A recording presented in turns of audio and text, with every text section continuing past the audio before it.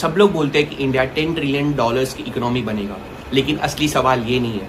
असली सवाल है कि इंडिया की ग्रोथ का जो नेक्स्ट इंजन है वो क्या होगा, क्योंकि रोड्स, यूपीआई, एयरपोर्ट से इकोनॉमी डेवलप होती है, पर सुपर पावर इकोनॉमीज इनोवेशन से बनी। लास्ट डिकेड में इंडिया की ग्रोथ लार्जली कंजम्पशन और सर्विसेज से आई थी। हम दुनिया का आईटी हब बन गए थे। यूपीआई ने पेमेंट्स का रिवॉल्यूशन ला दिया था। इंफ्रास्ट्रक्चर स्पेंडिंग ने जॉब्स और डिमांड काफ़ी ज़्यादा इंक्रीज की।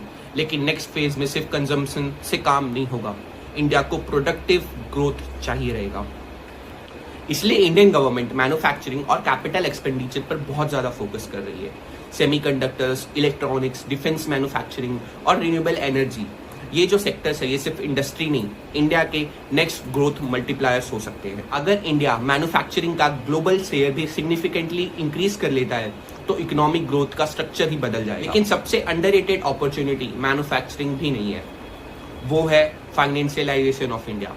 पहले इंडियन हाउस होल्ड्स का ज्यादातर पैसा गोल्ड, एफडीज और रियल एस्टेट में इन्वेस्ट होता था, लेकिन अब लोग SIPs कर रहे हैं, म्यूचुअल फंड्स कर रहे हैं, इक्विटी में इन्वेस्ट कर रहे हैं। और इसलिए अगले 10 साल में इंडिया की डोमेस्टिक कैपिटल स्टोरी यानी कि स्टॉक मार्केट भी फंडामेंटली ट्रांसफॉर्म हो सकता है। कई कंट्रीज फास्ट ग्रो हुई, लेकिन इनोवेशन और प्रोडक्टिविटी बूस्ट ना कर पाने की वजह से वो अटक गई।